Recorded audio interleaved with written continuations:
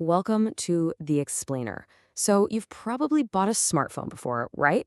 But have you ever stopped to think about what's really going on behind the scenes when you decide to finance it? Well, today we're pulling back the curtain on the whole buy now, pay later world for your phone. So how does it actually work? That moment you're in the store eyeing that shiny new phone. We got our hands on an internal training guide for sales agents from a fintech company called PalmPay. And wow, it lays out the entire playbook. So let's walk through it step by step, from the moment you decide you want that new device. All right, so first things first, who exactly is PalmPay? Let's get a feel for the company that's making all of this happen. Okay, so at its heart, PalmPay is a fintech company trying to solve a pretty common problem, right? That big, scary price tag on a new smartphone. Their entire business is basically built around taking that big number and chopping it up into smaller, much less intimidating monthly payments. And make no mistake, these guys are not a small operation. According to their own training guide, they're financing over 1 million devices every single year. That's a lot of phones, spread across several different countries. And it's not just us noticing. They've got the awards to back it up. We're talking big names here, like being recognized by CNBC as a top global fintech company and by the Financial Times as one of Africa's fastest growing. So they basically built up this huge presence across parts of Africa and Asia.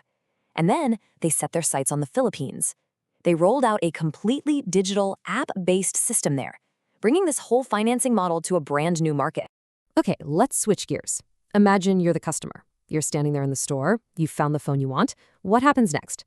Well, the entire process is designed around one key thing: speed.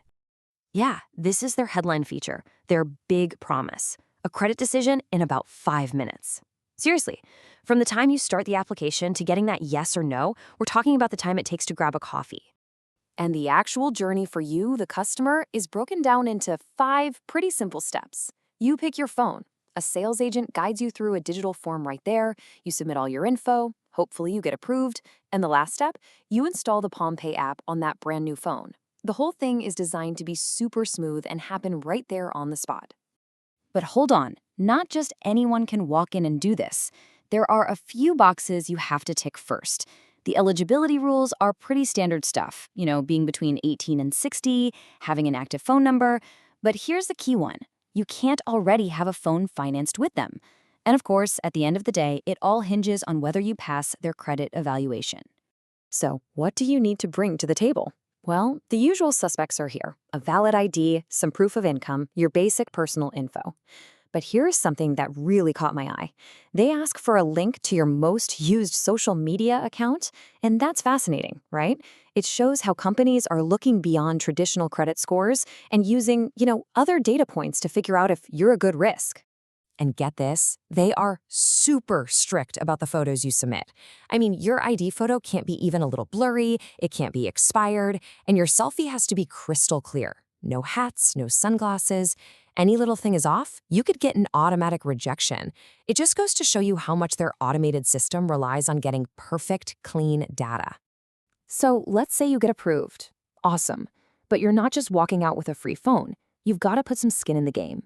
Based on how they rate your credit, you'll have to make a down payment of either 10, 20, or 30%. And you have to pay that in cash right then and there. All right, so you've made the down payment, you've got the phone in your hand. But what else are you paying for? That, of course, brings us to the all-important topic of fees. The training guide lays out the fee structure really clearly. There are 3 main ones to watch out for. First, there's a 1% processing fee right off the bat. Then, if you're late on a payment, that'll cost you 5% of what you still owe. And here's an interesting one. If you decide to pay the whole thing off early, there's still a 5% fee for that. Kind of surprising, right? Okay, now for the really cool part, the stuff you don't normally get to see. How are the sales agents actually trained to walk you through all this? What's their playbook? Well, they use this simple 4-step framework called SAFE. It's an acronym, a memory aid, to make sure they hit every single point, every single time, with every single customer. So it kicks off with S for screen. This is like the first gate. The agent just does a quick check of your age, your ID, and then they scan the store's QR code to make sure the whole process is logged correctly. Then it's on to A for assess. This is where they start digging into the details you gave them. They're verifying your contacts. They're actually using Google Maps to check your address. And yep, they're taking a look at that social media profile you linked. After that, we have F for finalize. This is where the money changes hands. The agent confirms your down payment, uploads the receipt, and here's a really critical piece of the puzzle. They activate security features on the phone. This essentially locks the device to the loan. Super important. And finally, the whole thing wraps up with E for educate. This is probably the most important step for you, the customer. The agent is required, it's part of their job, to walk you through everything: your payment schedule, your due dates, all the fees, all the terms. So you leave knowing exactly what you've signed up for. Okay, let's zoom out a bit. We've seen the nuts and bolts of the process. But what does all this mean? What's the bigger picture here for how we shop? Well, if you look at their own materials, their stated mission is pretty straightforward. It's all about making smartphone ownership easier. They want to use these affordable installment plans to get these essential gadgets into more people's hands.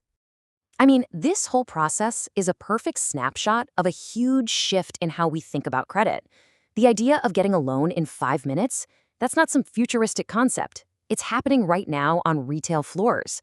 And it really leaves you with a big question, doesn't it? As it gets easier and easier, almost frictionless, to take on debt for everyday purchases, how does that fundamentally change our relationship with money?